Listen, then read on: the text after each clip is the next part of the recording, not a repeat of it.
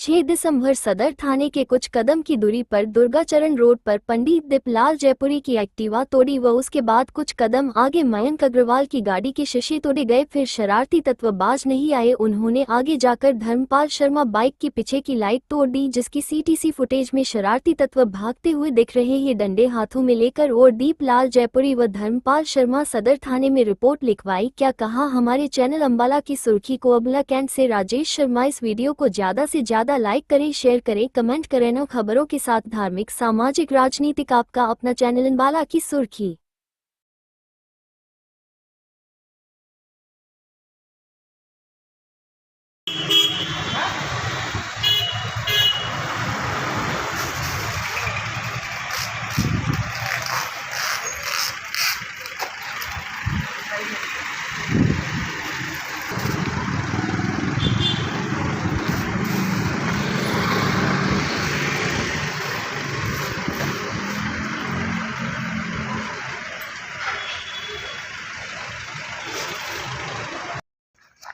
लगातार चोरियां होने के बावजूद आज पुलिस प्रशासन के पास पहुंचे हैं। यहाँ पर दरखास्त देने दीपलाल जयपुरी जी और यहाँ हमारे बीच में भाजपा के पदाधिकारी तो एसएचओ साहब को दरखास्त देने जा रहे हैं, क्योंकि आज हुई है जो मोटरसाइकिल गाड़ियों को शरारती तत्वों ने हमला करके तोड़ा गया है, उसको लेके आज मोहल्ले में बड़ा रोष है, गुस्सा है और सदर थाने जा रहे हैं। ये पहुँच रहे हैं, अंदर जाके दरखास्त देंगे आज और उनसे अनुरोध करेंगे कि जल्द से जल्द इन शरारती तत्वों पर कार्रवाई की जाए।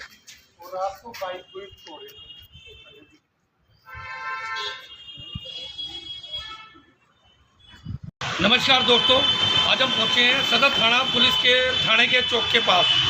लगातार चोरियों का दौर जारी है। पुलिस प्रशासन का भी डर नहीं रहा, खौफ नहीं रहा चोरों को। लगातार आधी रात के टाइम करीब 1 बजे के करीब की बात है कि यहाँ पर कुछ शरारती तत्वों ने पंडित दीपलाल जयपुरी जो हस्तरेखा विशेषज्ञ हैं और धार्मिक कामों में बढ़ चढ़ के हिस्सा लेते हैं, खासतौर पर पूजा पाठ वगैरह गृह क्लेश, उसको लेके सभी के दुख सुख में काम आने वाले दीपलाल जयपुरी जी के यहाँ पर निवास स्थान के घर के बाहर कुछ शरारती तत्वों ने रात को डंडे राडों के साथ मोटरसाइकिल पे हमला किया।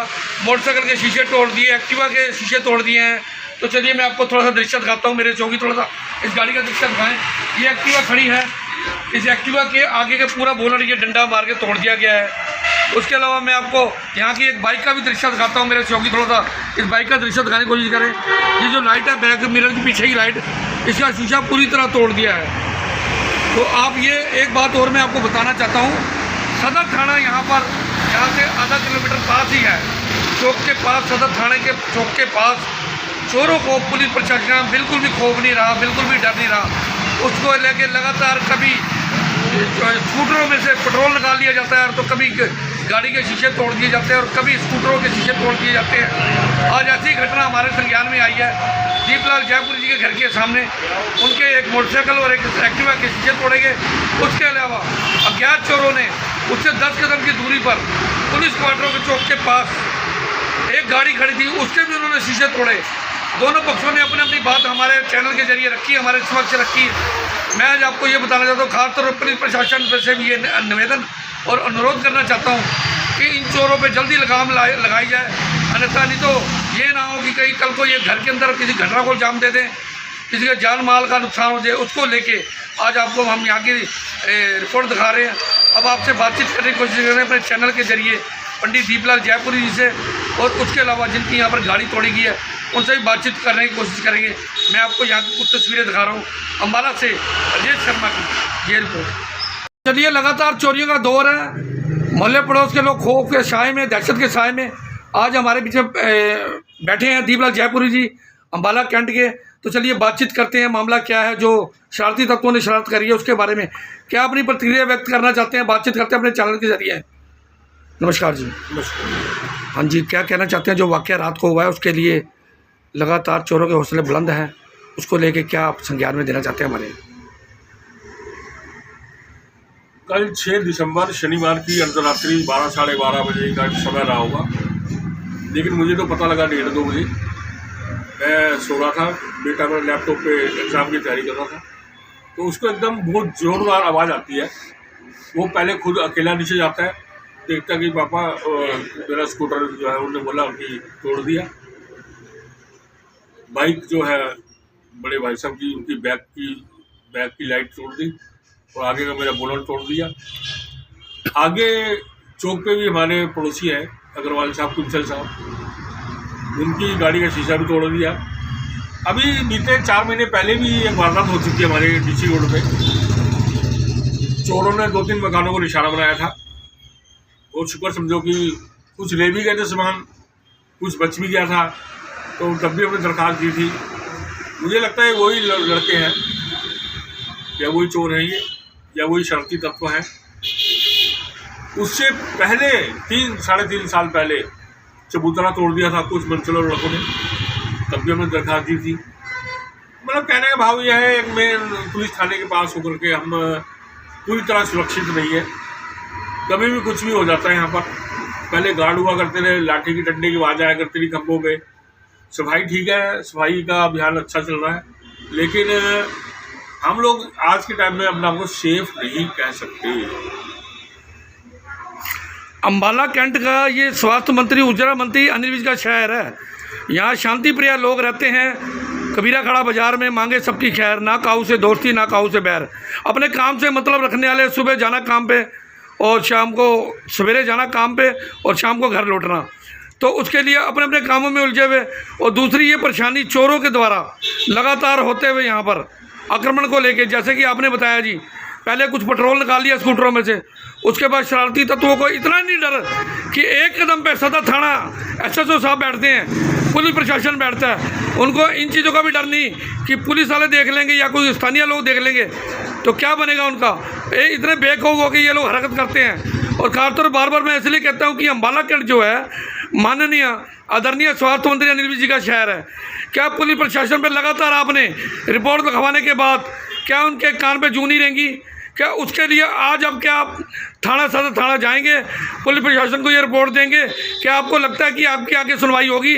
और उन चोरों पे रैगिंग करते हुए, पिछली बार भी मैंने आपसे बाइट की थी तो आपने कहा था कि एक मोटरसाइकिल पे, और जैसे 112 नंबर गाड़ी है, उनको लगातार 1 से लेकर 3 बजे तक इन पे बकायदा रैगिंग की जाए और इन चोरों को तभी पकड़ा जा सकता है। क्या इस बात को पुलिस प्रशासन सीरियस नहीं लेता? उसको लेके क्या आप कहना चाहते हैं कि क्या क्या पुलिस प्रशासन के अरेंजमेंट होने चाहिए?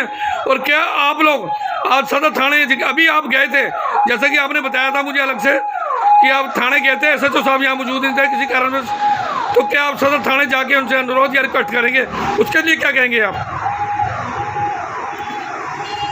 देखिए बात क्या है, रात्रि 8 बजे से लेकर सुबह 4 बजे तक जो मेन चौराहे अम्बाला के लिए, उस पर मेरा निवेदन है मंत्री जी से कि एक कांस्टेबल की ड्यूटी लगाएं, क्योंकि मोस्टली जो ये एरिया हैं ये कमर्शियल हो चुके हैं।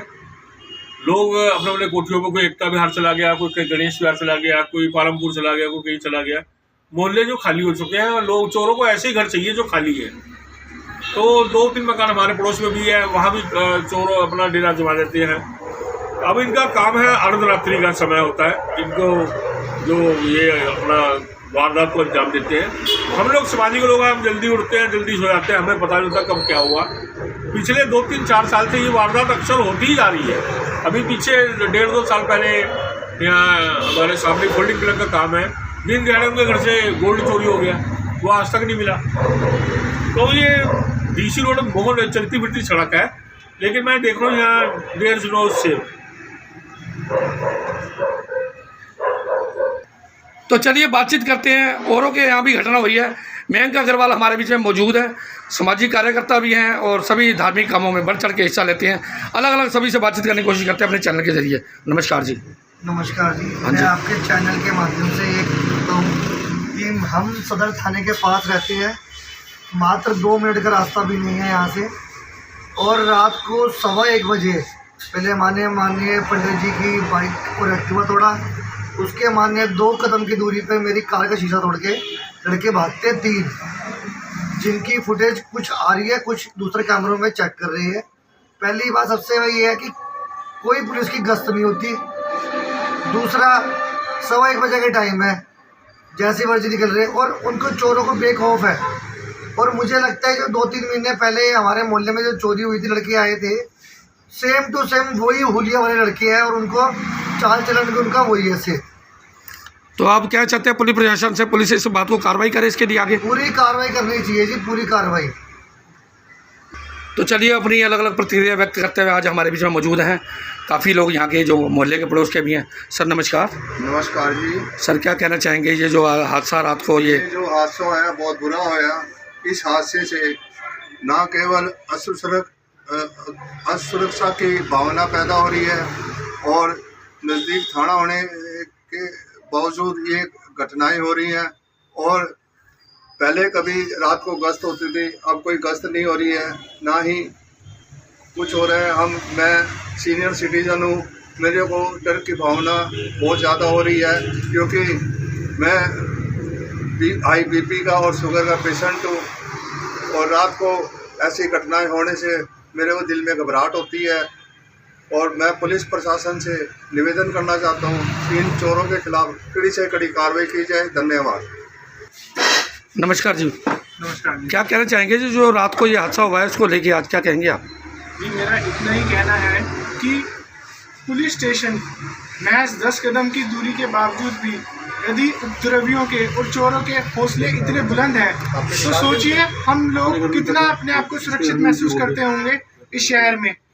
मैं उनकी बात नहीं कर रहा हूँ जो कि दूर दराज के इलाकों में बसे हैं, मैं उस पॉइंट की बात कर रहा हूँ जो शहर के बीचों बीच बाजार का मुख्य चौराहा है। उस चौराहे पे इस तरह के उपद्रवी तत्व आते हैं, चोरियां हर आए दिन सुनने को मिलती हैं, और इसके बावजूद भी हम जितने भी आम नागरिक हैं अपनी सुरक्षा में जो कुछ कर सकते हैं उतना करते हैं। लेकिन एक जिसे सिक्योरिटी की भावना हम कहेंगे वो तो पुलिस और प्रशासन की ही है, वही हमारे मन में हमारे को एक सिक्योरिटी का भाव प्रदान कर सकते हैं। हम तो महज कैमरा लगा देंगे, अपना ताला चेक कर लेंगे, लेकिन जो उपद्रवी है, अब हमको अगर अपनी बाइक या गाड़ी खड़ी करनी है, सड़क पे खड़ी है, तो हमारे में सिक्योरिटी की भावना अब नहीं रही कि क्या हमें अपने वाहन भी हम बचा सकती है कि नहीं उपद्रवी तत्वों से। तो मेरा यही अनुरोध रहेगा पुलिस प्रशासन से कि ऐसे तत्व को तुरंत से तुरंत पकड़ा जाए और इनके ऊपर कानूनी कार्रवाई सुनिश्चित की जाए।